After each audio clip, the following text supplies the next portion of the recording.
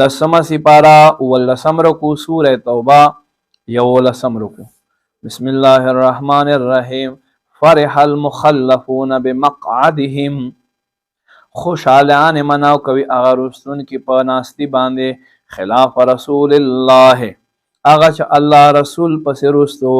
وکرهو او دی خوخ نکر ان یجاہدو باموالهم وانفسهم چې دوی جهادو کې په مالونو خپلو سره او په ځانونو خپلو سره فی سبیل الله په لار د الله کې وقالو او دوی وی لا تنفروا فی الحر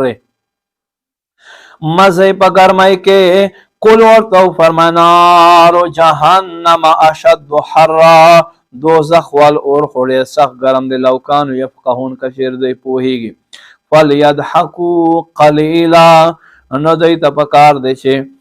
خندا لک کوي ولیبکو کثیرا او دوی جړا ډیرو کې جزاء بما كانوا یکسبون بدله د دوی هغه عملونه چې دوی کوي فإن رجعك الله الى طائفة منهم به محبوبا کشیر ته الله په دوی کې یو جماعت طرف ته واپس کې فاستاذنوا کل الخروج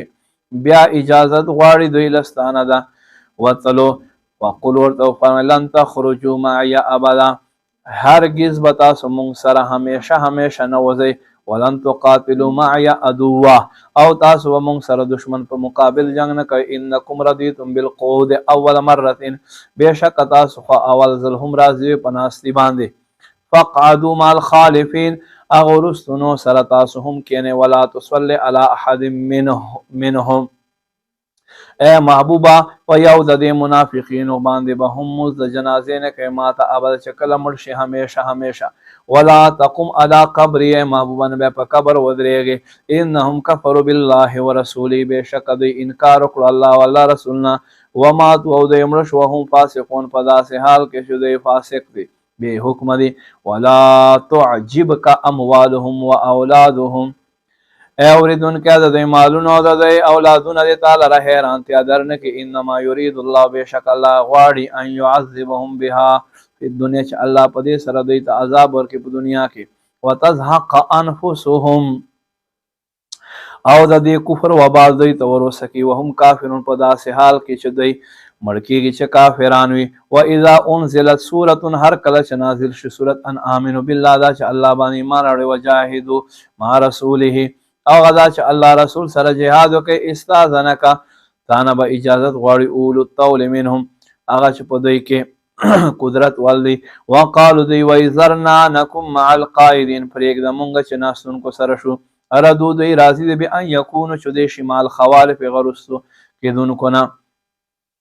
هغوی سره وطبع على قلوبهم الله د دوی په زړونو باندې مهر ولګول فهم لا يفقهون پس دوی پوهه نه لري لكن الرسول